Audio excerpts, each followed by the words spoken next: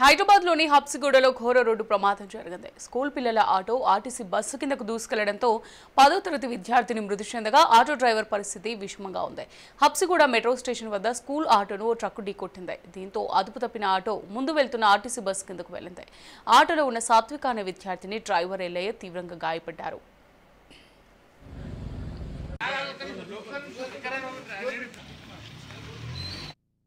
సమాచారం అందుకున్న పోలీసులు ఘటనా స్థలానికి చేరుకొని క్రెయిన్ సహాయంతో ఆటోను వెలికితీశారు.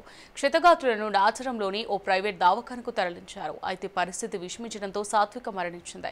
ఆటో డ్రైవర్ ఎల్లయ్య పరిస్థితి విషమంగా ఉందని పోలీసులు తెలిపారు. మృతదేహాన్ని గాంధీ దవాఖానకు తరలించామన్నారు. ఈ ఘటనపై కేసు నమోదు చేసి దర్యాప్తు చేస్తున్నారు.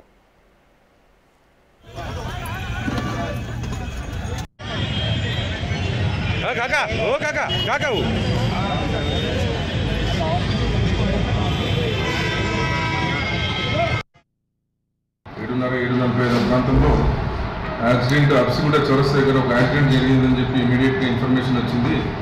ఒక బస్సు వెనుక చౌరస్తా దగ్గర బస్సు వెనుక ఆటో ఆగింది.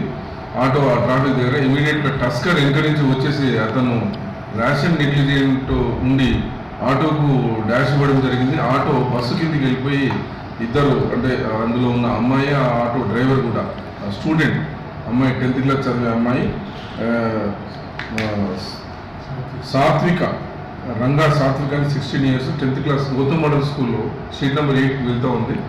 ఆ టైంలో ఆమెకు యాక్సిడెంట్ జరగడం జరిగింది. ఇమీడియట్గా ప్రసాద్ హాస్పిటల్కు షిఫ్ట్ చేయడం జరిగింది.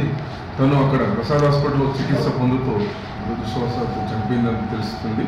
అతని మీద ఎవరైతే టస్కర్ వ్యక్తిని టస్కర్ ఆటో డ్రైవర్ను టస్కర్ వెహికల్ యొక్క డ్రైవర్ను టస్కర్ను కూడా తీసుకొని రావడం జరిగింది.